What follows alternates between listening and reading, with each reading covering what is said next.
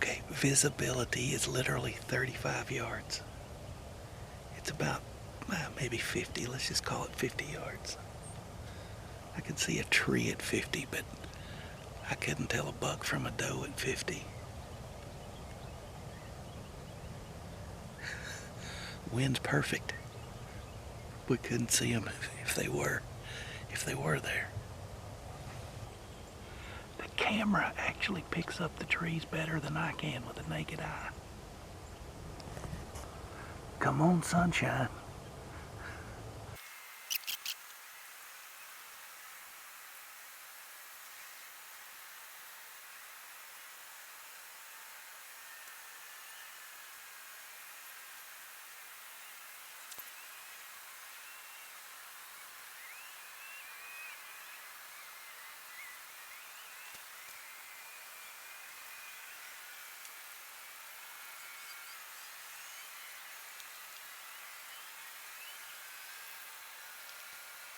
Got a good heavy frost this morning.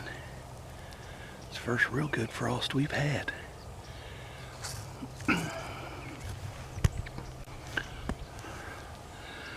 gonna ease up here under this oak tree, tuck in somewhere around that pile of brush.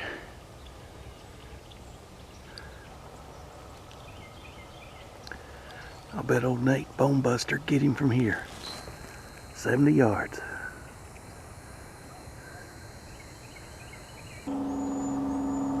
You hear that plane? That's Big Brother. He's always keeping an eye on me.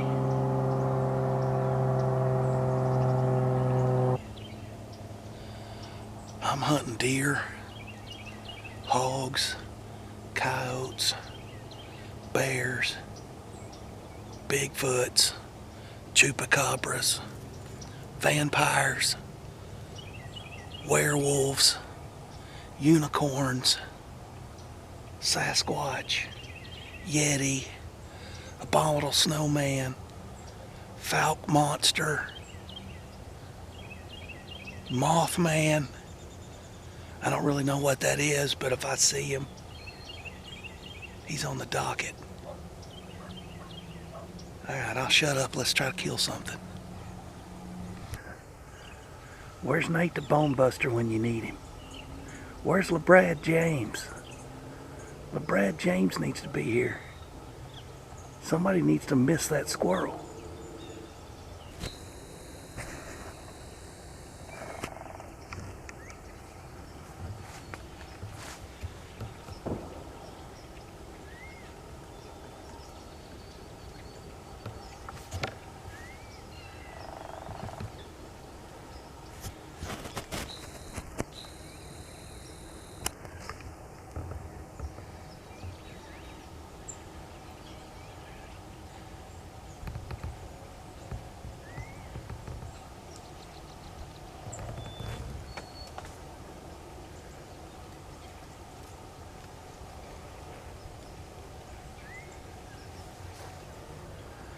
Well, that got exciting fast. I think he's still standing down there about 85 yards. That was a little spike.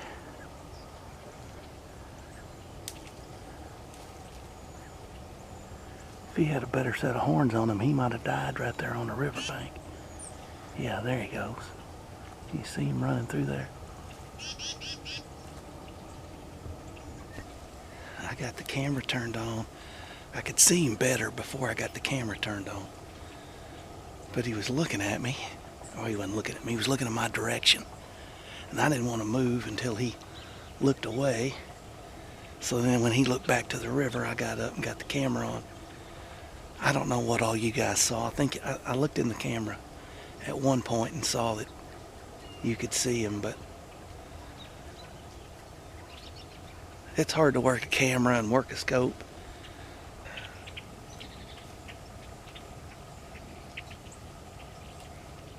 I'm gonna get crapped on. Those are blackbirds in the tree. Let's keep moving. One of the things I like to do, I know if you follow this channel, you've seen me build box stands and brush hog and put out corn and salt and run cameras. And I like all that but I also like to get down on the ground and just kind of freelance. Sit here, sit there, walk, move. If I've got woods, I like to slip around when the leaves are wet, but I like this style of hunting right here where you're sitting somewhere different every time you go. And you're on the ground, you're not up in a tree. I like being down here where I'm looking at them on their level. It's enjoyable to me. All right, let's move. All right, there's my spot for this evening. When I say I like to run and gun and just hit different spots and hop around, freelance, this is what I mean. I come in here and cut some limbs and made me kind of a little blind with an opening in the front. And then, of course, the Arkansas River, 10 yards behind that tree, it drops off. The wind is out of the west, so it's coming from this way. But I think as the sun starts to set, it's going to shift more to the north and blow straight to the river. I'm expecting the deer to come out of the east, which is real thick, as you can see. And then, of course, I got the open fields to the north, want to get away from the river. But as you saw this morning, we were down that way. We had the spike running, and he was coming from the east. So there's deer that hold to the east, and there's deer that hold to the west. And basically, all I'm trying to do is catch them going back and forth. It is 3:45, which down here in the bottoms might as well be high noon. These deer are very nocturnal. Most of the action, just like Saturday night, was right at dark, right before dark. The last 30 minutes, we call that prime time, or deer 30.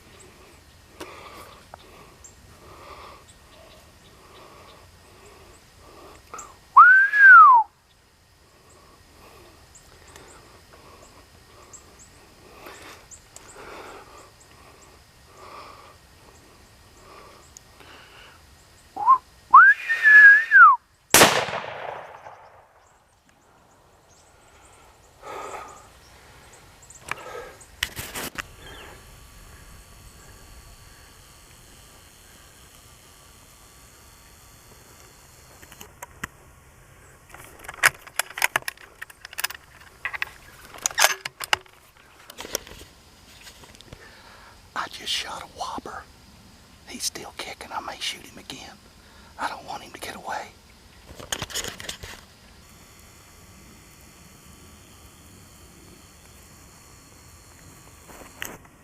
It's been 7 minutes. I'm gonna try to finish him off.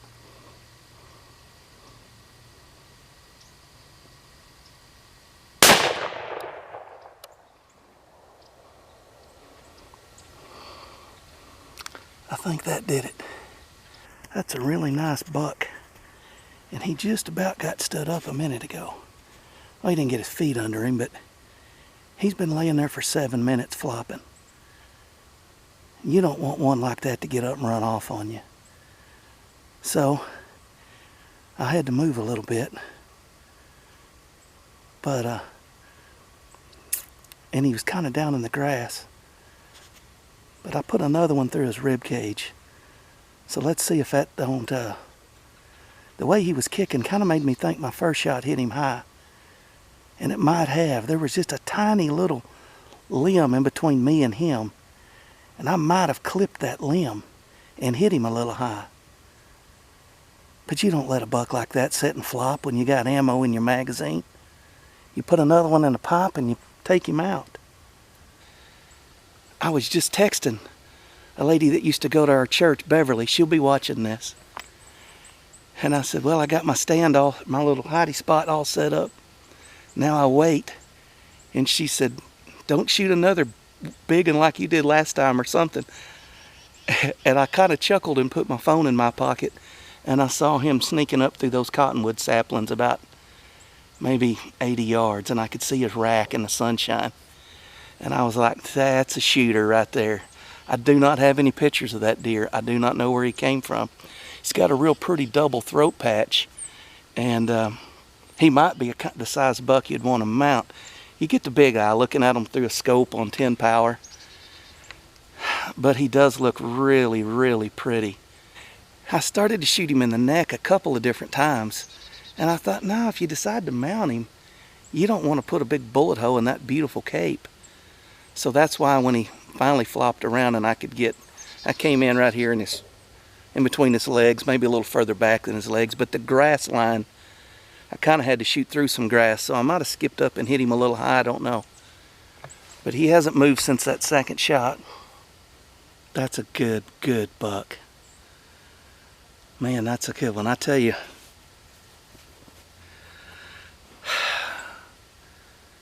I don't serve the Lord because he gives me nice stuff. But when the Lord gives me nice stuff, I thank him for it. And this hunting season, the Lord has really given me, he's really blessed me with some very, very fine things.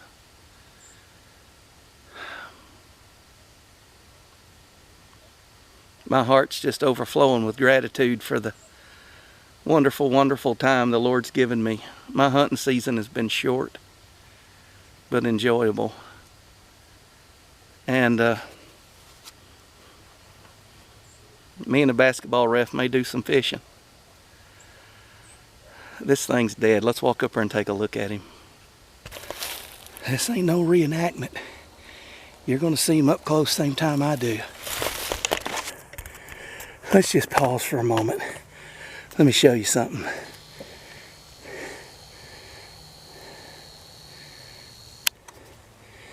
It is always good when you see that right there sticking up above the grass. Huh? For the record, it is 4:35. I shot that deer right at 4:30, I'd bet, a little before 4:30. Earliest I've ever shot a buck in the bottoms.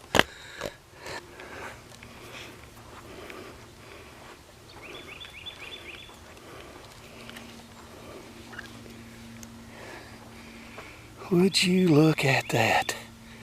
Huh? Son, look at that. Son. He's as big laying there as he was in the scope. Now, let me find a place to prop this camera up. I'll show him to you. Oh, folks, he's a big old 10. Let me prop this camera up over here. Look at that, huh? No, he ain't my second biggest buck. But he is a pretty 10-point anywhere in the country. Might even be an 11-pointer. Got a little kicker on the side. Probably 15, 16 inches. But beautiful. Pretty.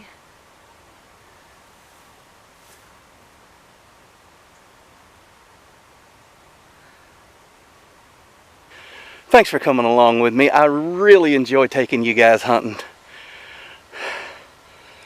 I could have probably worked a little better on the camera, getting it zoomed in, but I got to do something different. I've had it clamped onto my shooting sticks, and it's hard to hold to get the camera on it. And then you move the gun a little bit, and you've moved the camera way off.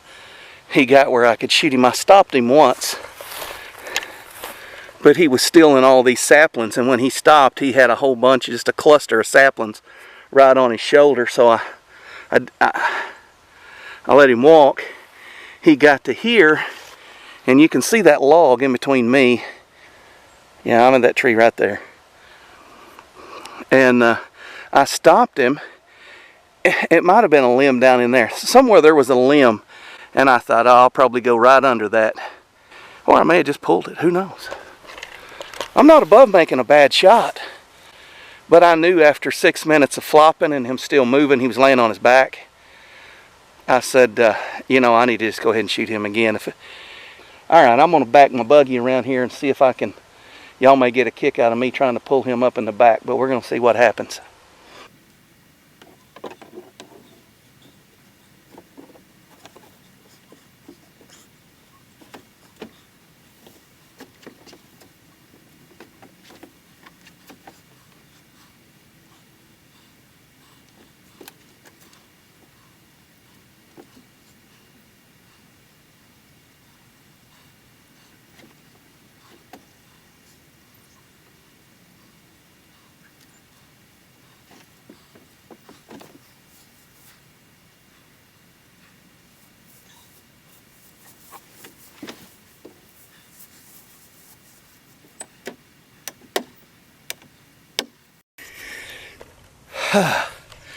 They growing big down here. Now look, I'm gonna concede that deer would have been bigger in a couple years, but he won't now. He'll be consumed in the next 6 months. Anyways, I wouldn't pass him up again if he walked out right now. If you can put your last buck tag on a 15-inch 10-point where I hunt at, you've really had yourself a good year. That looks good right there, don't it? I said it before and I said it again. I love making these videos. I wish I made them better. I wish I was a better cameraman. But when that's standing there at 75 yards, getting you guys zoomed in, as much as I love you, that wasn't in the cards. I had to put him down.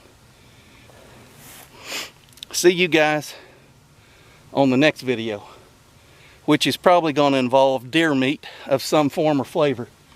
I'm getting out of these skeeters.